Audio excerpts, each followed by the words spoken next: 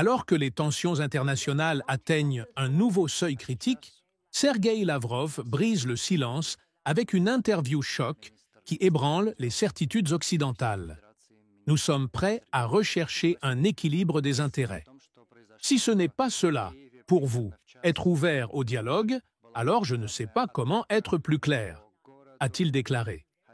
Dans cet échange tendu, le chef de la diplomatie russe démonte les accusations sur une prétendue militarisation de l'espace, dénonce l'obstruction américaine au traité de désarmement et répond frontalement aux propositions de l'administration Trump sur un gel du conflit en Ukraine.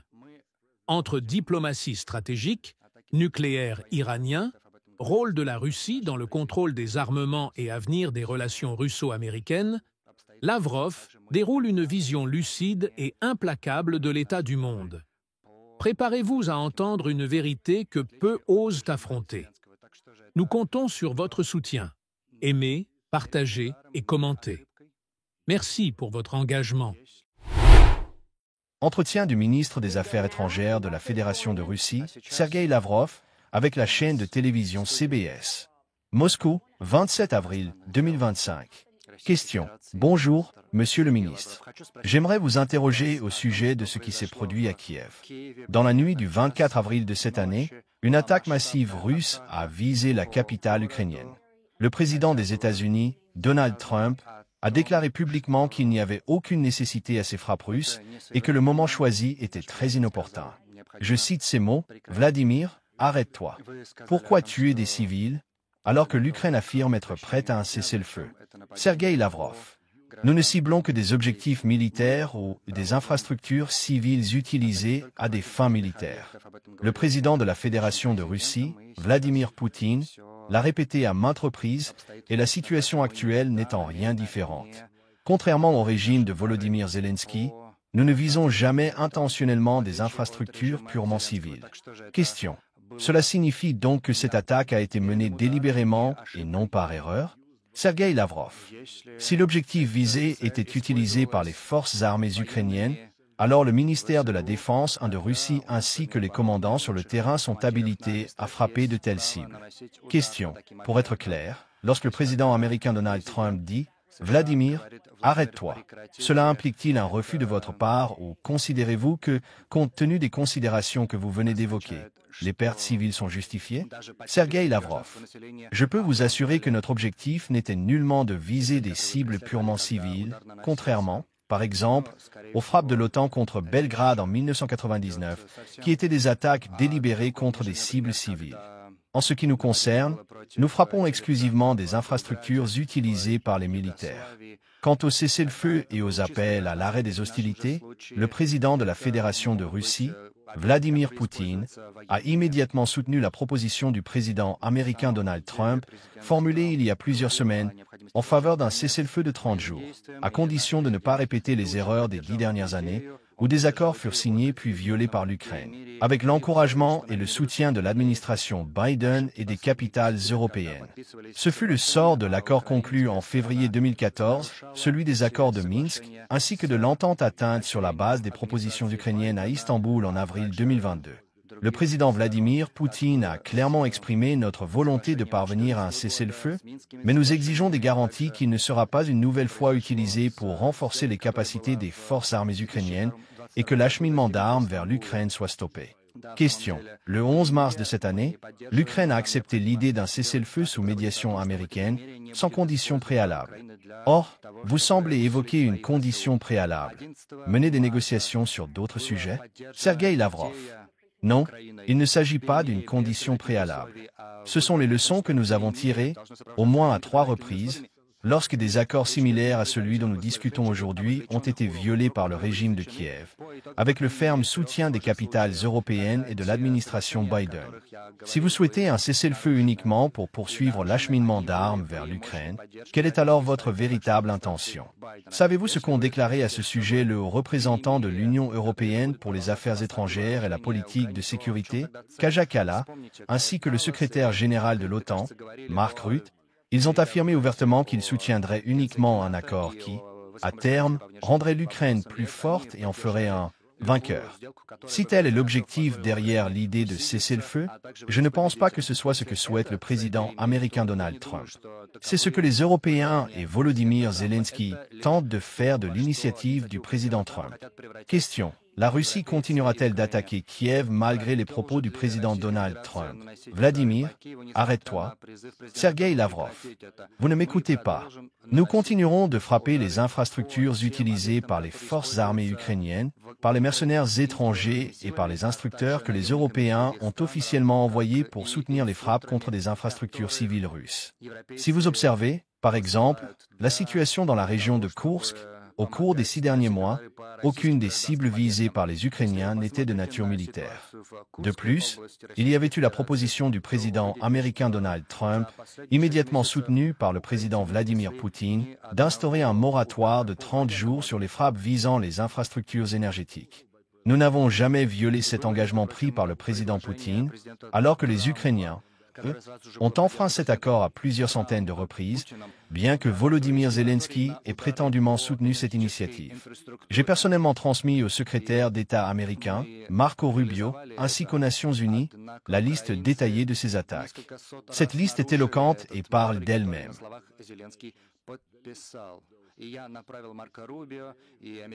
Question. L'Ukraine conteste cela. Mais en laissant cette question de côté, j'aimerais revenir à ce qu'a déclaré le président Donald Trump mercredi, le 23 avril de cette année. Le président américain a affirmé qu'il considérait que les États-Unis et la Russie étaient parvenus à un accord et qu'il était temps de passer à l'action. Le président Vladimir Poutine partage-t-il cette opinion? Sergueï Lavrov. Le président Donald Trump estime, et je pense à juste titre, que nous avançons dans la bonne direction. Dans la déclaration du président américain, il est question d'un accord, et nous sommes disposés à le conclure. Toutefois, certains éléments concrets de cet accord doivent encore être précisés. C'est précisément à cela que nous nous employons actuellement. Le président des États-Unis n'a pas détaillé ces aspects, et il ne serait pas convenable que je le fasse à sa place. Question. Mais il a bien déclaré qu'un accord existe et qu'il a envoyé son émissaire, Stephen Witkoff, en Russie pour rencontrer Vladimir Poutine ce vendredi, le 25 avril de cette année. Cette rencontre aura-t-elle lieu? Et devons-nous nous attendre à la conclusion d'un accord cette semaine? Sergueï Lavrov. Ne faites-vous pas confiance aux paroles du président des États-Unis? Question. Je voulais savoir ce que dit votre président. Que dira-t-il aux représentants américains? Sergueï Lavrov. Nous poursuivons nos contacts avec la partie américaine au sujet de la situation en Ukraine. Il y a plusieurs signes indiquant que nous avançons dans la bonne direction, notamment parce que le président Donald Trump est probablement le seul dirigeant au monde à avoir compris la nécessité de traiter les causes profondes de cette situation. Il a déclaré qu'impliquer l'Ukraine dans l'OTAN était une erreur, que cela relevait de la responsabilité de l'administration Biden et qu'il souhaite corriger cette erreur. Le 22 avril de cette année, le secrétaire d'État américain Marco Rubio a également exprimé l'opinion selon laquelle l'équipe américaine comprend aujourd'hui mieux la position de la Russie et les causes profondes de la crise. Parmi ces causes, il y a l'OTAN et la création de menaces militaires directes aux frontières de la Russie, ainsi que la question des droits des minorités nationales en Ukraine. Tout ce qui est russe, les médias, l'éducation, la culture a été interdit en Ukraine au niveau législatif. Pour sortir de cette crise, on ne peut pas simplement faire abstraction des droits de l'homme. Lorsque sont abordées des questions comme l'Iran, le Venezuela ou la Corée du Nord, les négociateurs américains placent systématiquement les droits de l'homme au premier plan. Ils ont des griefs contre la Chine, contre nous, contre n'importe qui d'autre. Mais lorsqu'il est question de l'Ukraine, ni les Européens ni d'autres pays occidentaux ne prononcent le moindre mot sur les droits de l'homme. Bien au contraire, la présidente de la Commission européenne Ursula von der Leyen et d'autres responsables à Bruxelles et en Europe affirment que l'Ukraine défend les valeurs européennes. Il semblerait donc que parmi ces valeurs figure l'interdiction de la langue russe. Imaginez qu'Israël interdise la langue arabe en Palestine. Imaginez seulement. Question. Vous avez mentionné qu'il reste certains détails à régler entre les États-Unis et la Russie concernant l'accord. Sergueï Lavrov, oui. Voulez-vous que je vous en parle? Question. Oui, bien sûr. J'aimerais beaucoup, mais ce n'est pas ainsi que cela fonctionne. Des sources européennes rapportent que la proposition américaine se limite en réalité à une série de thèses. La Russie a-t-elle une idée claire de ce dont elle a besoin à ce stade? Sergueï Lavrov, nous sommes des gens polis. Contrairement à d'autres, nous ne discutons jamais publiquement de ce qui se dit lors des négociations. Sinon, de telles discussions n'auraient aucun sérieux. Si vous voulez entendre un avis sur ce sujet, adressez-vous à Volodymyr Zelensky. Il est toujours prêt à parler à n'importe qui à travers les médias, même à adresser des reproches au président américain Donald Trump. Nous sommes des gens sérieux. Nous étudions et faisons des propositions sérieuses. C'est un processus qui, jusqu'à son aboutissement, ne doit pas être rendu public. Question. D'accord. Donc aucun accord n'est à prévoir pour le moment. Sergueï Lavrov, je n'ai pas dit cela. Maintenant, je comprends pourquoi vous souhaitiez des réponses brèves à vos questions. Vous voulez des slogans à diffuser à l'antenne? Question. Non. Le président Donald Trump a déclaré qu'un accord avait été conclu avec la Russie. Je voulais donc demander à la Russie s'il existe effectivement un accord avec les États-Unis. Sergueï Lavrov, nous avons déjà commenté cette déclaration. Les négociations se poursuivent. Tant qu'elles ne sont pas terminées, nous ne pouvons pas divulguer leur contenu. Question. Très bien. Le mois dernier, le conseiller à la sécurité nationale du président Trump, Michael Waltz, a affirmé que Trump avait demandé la libération de milliers d'enfants ukrainiens transférés en Russie dans le cadre de ce qu'il a qualifié de « mesures de renforcement de la confiance ». Qu'a entrepris la Russie pour répondre à cette demande? Sergueï Lavrov. Écoutez, bien avant toute requête venue de Washington, nous nous occupions déjà du sort des enfants qui, en raison du conflit, avaient dû fuir leur foyer et s'étaient retrouvés sans famille. La plupart ont été placés dans des orphelinats. Nous fournissons toute information disponible sur ces enfants, et dès que leurs parents ou d'autres proches se manifestent, nous les leur rendons. Ce processus se poursuit depuis près de 3 ans grâce aux médiateurs de Russie et d'Ukraine.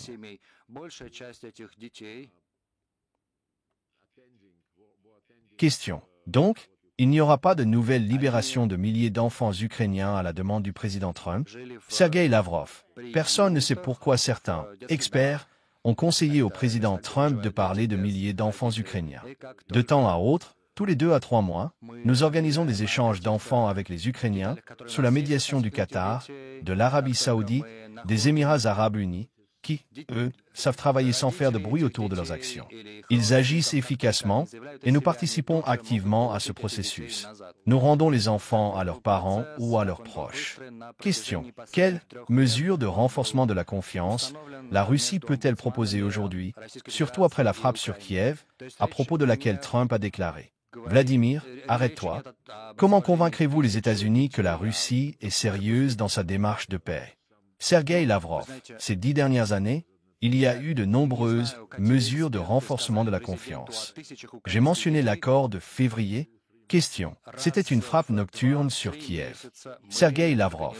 Voulez-vous une réponse courte, comme vous l'avez dit au début, ou une réponse qui explique la situation? La proposition du président Donald Trump d'un moratoire de 30 jours sur les frappes visant les infrastructures énergétiques a été soutenue par le président Vladimir Poutine et a été strictement respectée. Cela faisait partie des mesures de renforcement de la confiance. Comparez cela aux actions du régime de Volodymyr Zelensky, qui a frappé à plusieurs centaines de reprises des infrastructures civiles énergétiques. Une autre mesure fut la proposition du président Trump et de son équipe de relancer l'accord de la mer Noire. Nos délégations se sont rencontrées à Riyad. Elles ont échangé des idées sur la manière de le mettre en œuvre. Les propositions russes sont actuellement à l'étude par les États-Unis. Il existe de nombreux autres exemples de mesures de renforcement de la confiance. Mais si vous pensez que seule l'Ukraine est intéressée par ces mesures, je pense qu'une réponse courte serait « c'est une illusion ».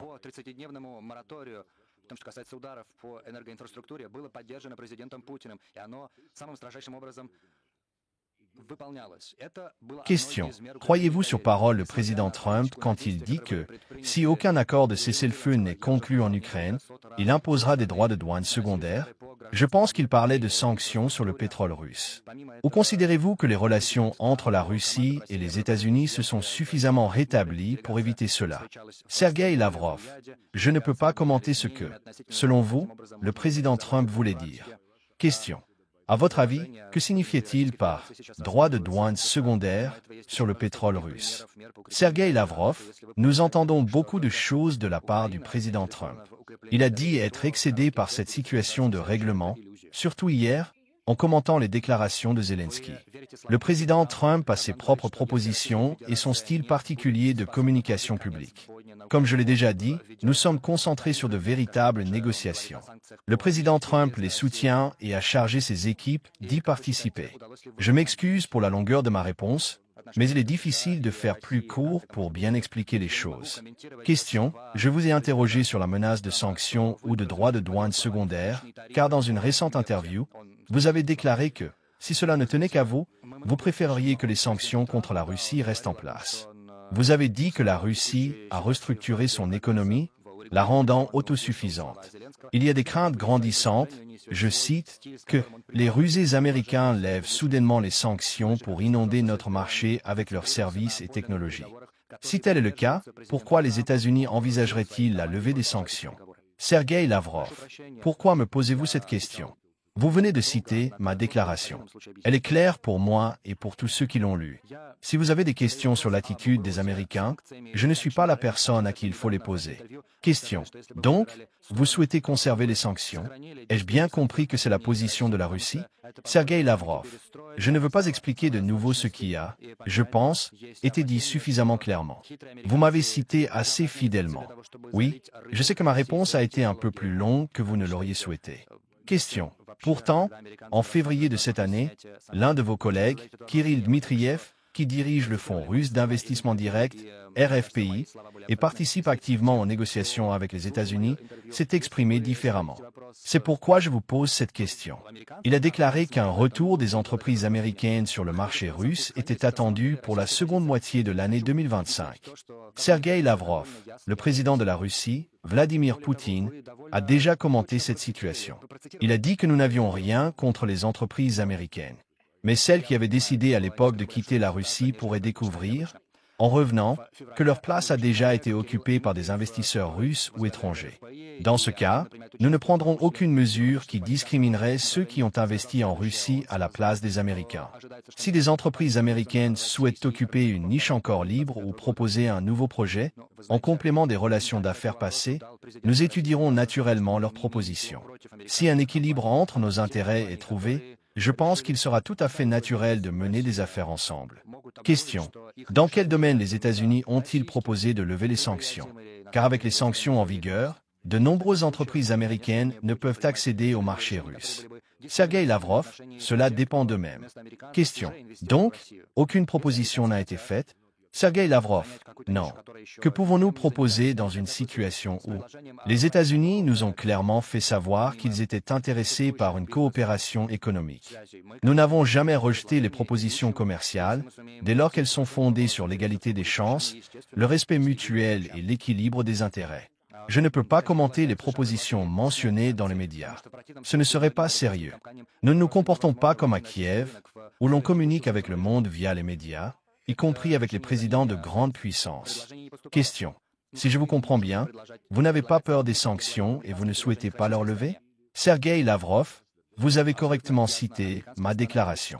C'est bien ma position. Question. Lorsque le président des États-Unis, Donald Trump, menace d'imposer de nouvelles sanctions, cela ne vous inquiète-t-il pas? Sergueï Lavrov, vous posez cette question pour la troisième fois. Et je vous ai déjà brièvement répondu. Question. Vous vous êtes exprimé de manière concise et directe. Je posais des questions sur les sanctions pour apporter clarté et compréhension. Globalement, en ce qui concerne la situation actuelle sur le champ de bataille en Ukraine, selon des experts, environ 18% du territoire ukrainien serait sous contrôle des forces russes. Les services de renseignement américains estiment que la situation évolue en faveur de la Russie. Si tel est le cas, Pourquoi les États-Unis devraient-ils croire que la Russie est sérieuse dans sa volonté de mettre fin à la guerre, alors que tout semble jouer en votre faveur? Sergueï Lavrov. Nous jugeons de l'attitude de nos collègues américains à la façon dont ils réagissent à ce que nous leur disons, lors de négociations, lesquelles sont, comme tout échange sérieux, confidentiels. Ils connaissent notre position. J'ai cité publiquement le secrétaire d'État américain, M. Rubio, qui a déclaré qu'il comprenait désormais mieux la position de la Russie et les causes de la situation actuelle.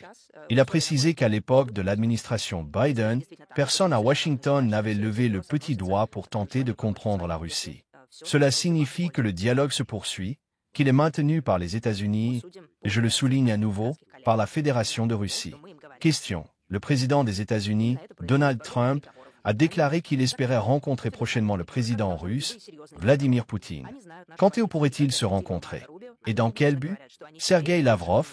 Les présidents sont maîtres de leur propre destin et de leur agenda. J'ai entendu le président Trump dire qu'il avait un voyage prévu à la mi-mai et qu'il proposerait des dates après cela.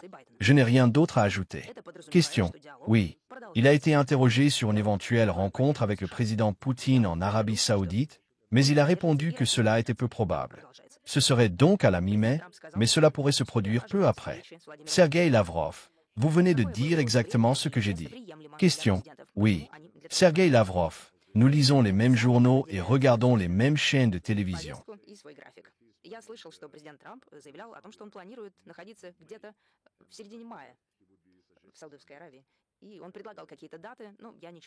Question.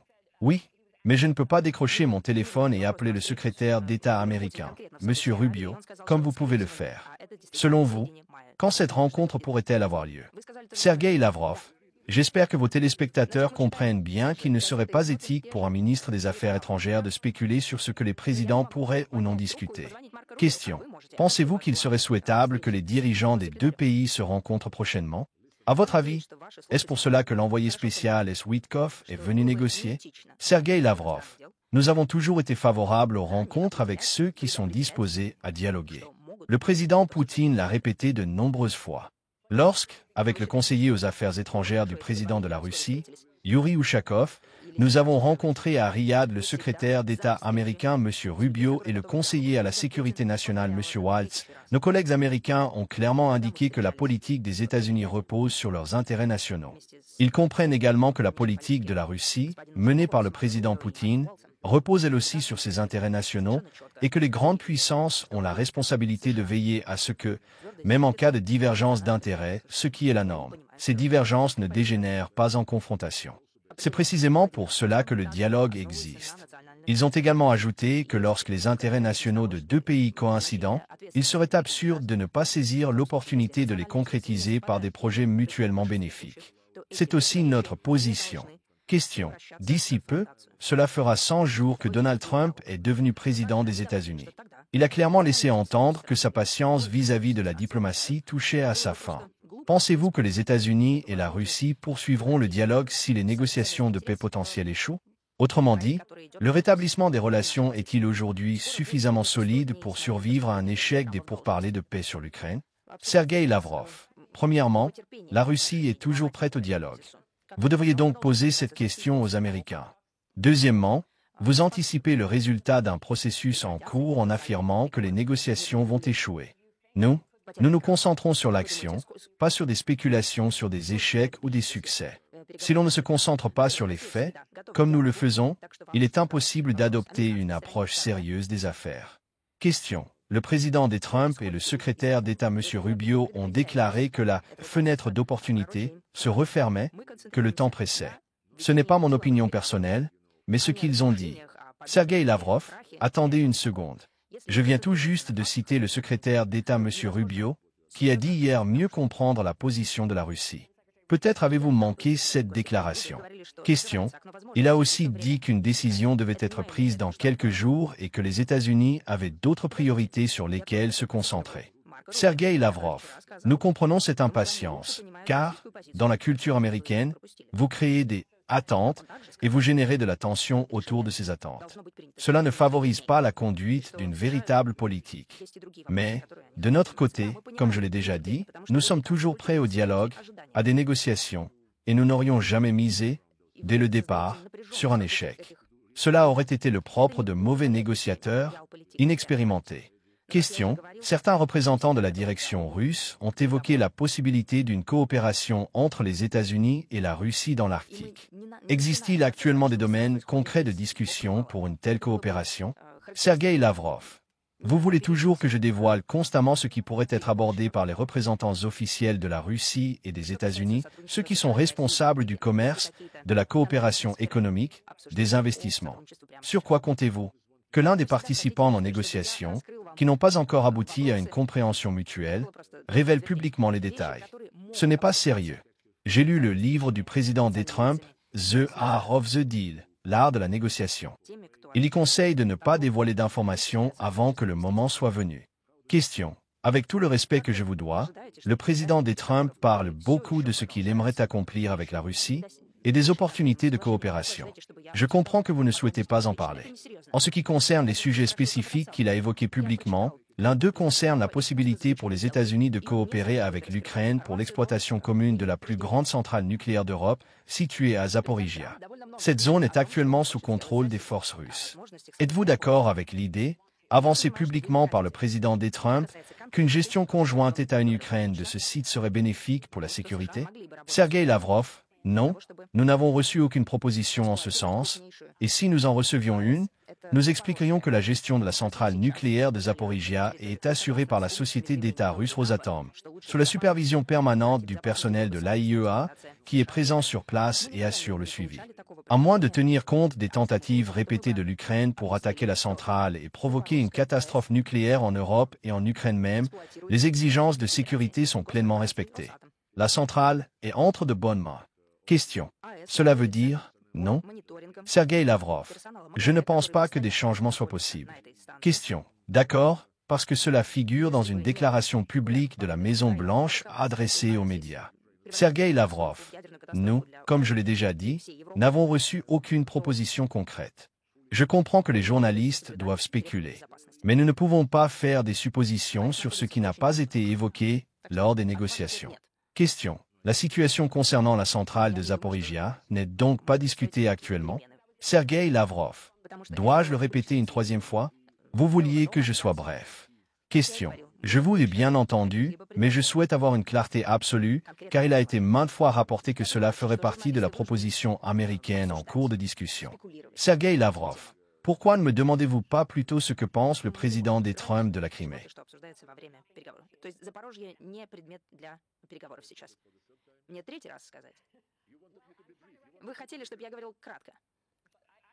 Да, я вас услышала. Но я хотела бы точно понять, потому что широко обсуждается, что это сейчас является одним из предложений США. Question. Avez-vous apprécié que le président des Trump ait déclaré hier, le 23 avril de cette année, que la Crimée est officiellement sous contrôle russe depuis 2014? Sergueï Lavrov. Ce n'est pas une question de « j'aime » ou « je n'aime pas ». L'essentiel est qu'il a dit la vérité. Ensuite, Zelensky a déclaré que cela était absolument exclu, car la Crimée, selon la constitution ukrainienne, fait partie de l'Ukraine.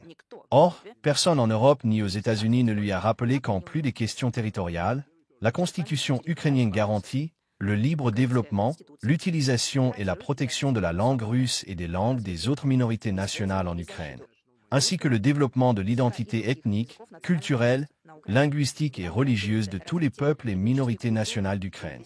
Cela aussi est inscrit dans la Constitution, je l'ai déjà souligné, mais vous avez choisi de ne pas approfondir ce sujet.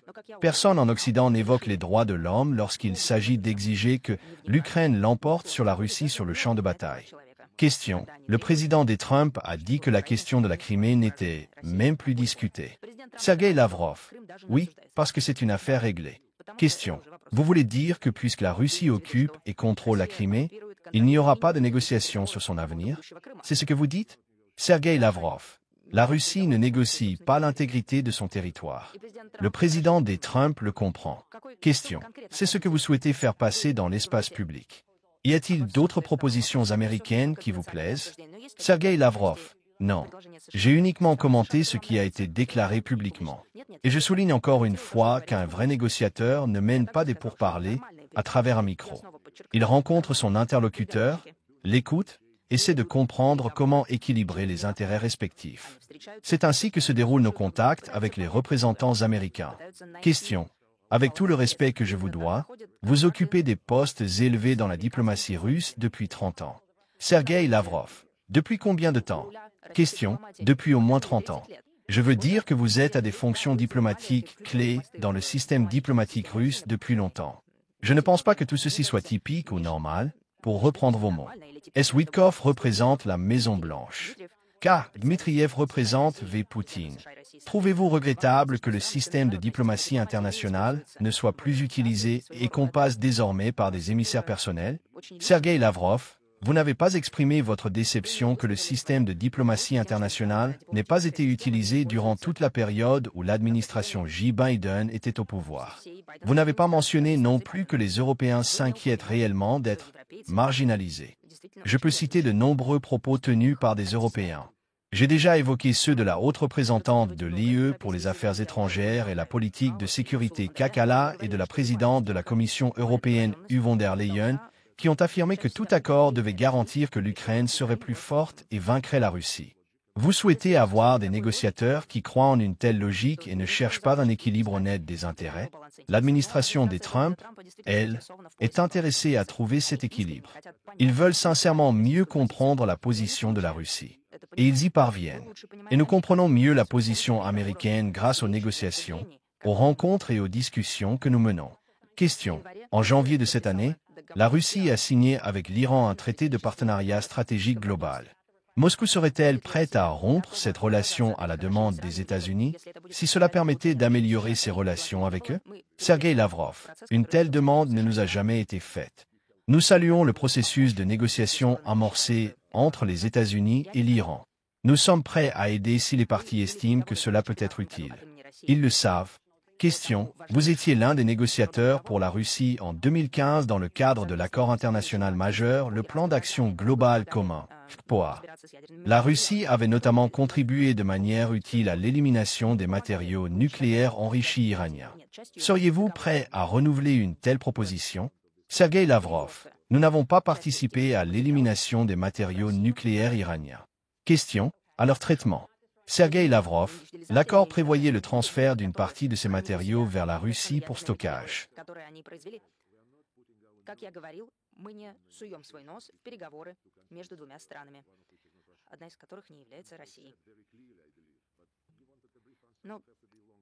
Вы хотели короткий ответ, мне придется говорить дольше, поскольку, возможно, это не получается мне до вас достучаться. Мы приветствуем диалог между США и Question. Ираном.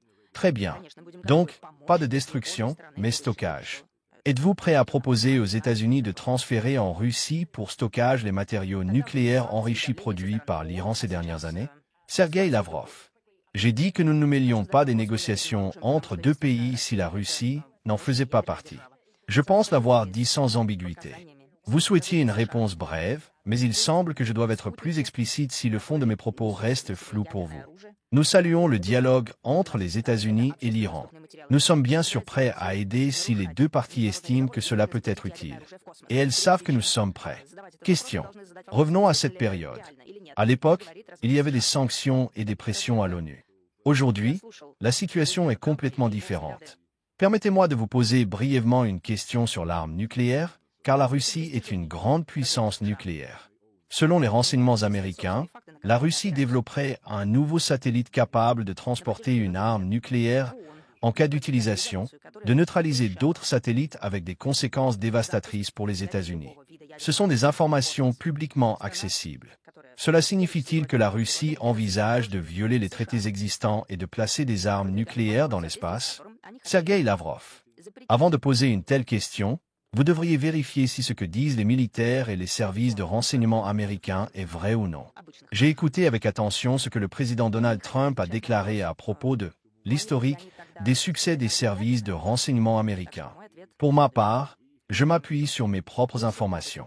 Depuis de nombreuses années, nous promouvons à l'ONU une résolution interdisant le placement de toute arme nucléaire dans l'espace. Le seul pays qui s'y oppose catégoriquement, ce sont les États-Unis. Dans le même temps, Washington défend l'idée d'interdire le déploiement d'armes conventionnelles dans l'espace, mais ils sont incapables de répondre clairement à la question de savoir si cela signifie qu'ils envisagent de déployer des armes nucléaires en orbite. Ma réponse est absolument claire. Nous défendons à l'ONU un interdit juridique sur le placement de toute arme nucléaire dans l'espace. Et les États-Unis, du moins sous l'administration Biden, s'y sont fermement opposés. Question. C'est pourtant sous l'administration Trump que les services de renseignement ont publié ces conclusions il y a quelques semaines. Affirmez-vous que ces conclusions des services de renseignement américains concernant le développement par la Russie d'un nouveau satellite capable de transporter des armes nucléaires sont fausses? Sergueï Lavrov. Nous avons rejeté ces accusations. Je vais devoir me répéter. Nous défendons depuis des années à l'ONU l'adoption d'un traité, et non d'une simple déclaration, interdisant le placement d'armes dans l'espace. Les États-Unis s'y opposent. Je vous l'ai déjà dit, je ne peux pas discuter de la véracité des rapports des services de renseignement. Nous n'avons jamais reçu aucun élément concret permettant de corroborer de telles accusations. Question. Êtes-vous intéressé par des négociations sur le contrôle des armements avec les États-Unis, avec l'administration Trump? Sergueï Lavrov. Ce sont précisément les États-Unis qui se sont retirés du processus de renforcement de la stabilité stratégique. S'ils souhaitent revenir sur cette voie, nous verrons à quelles conditions cela pourrait être possible.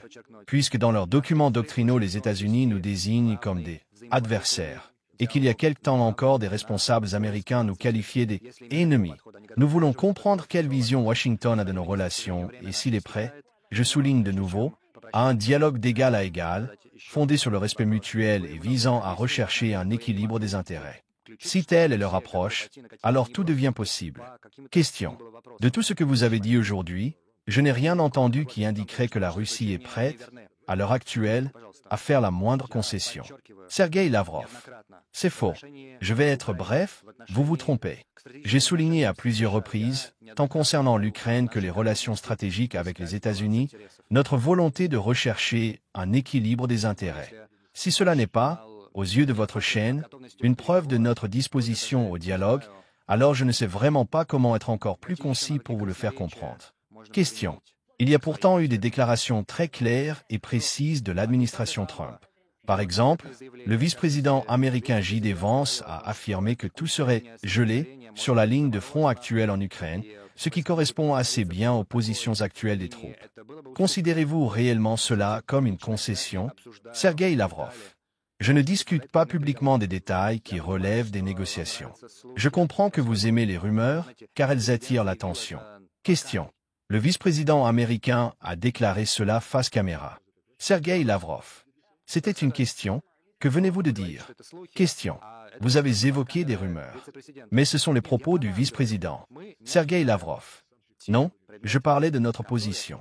Nous ne discutons pas publiquement ce qui fait l'objet de négociations.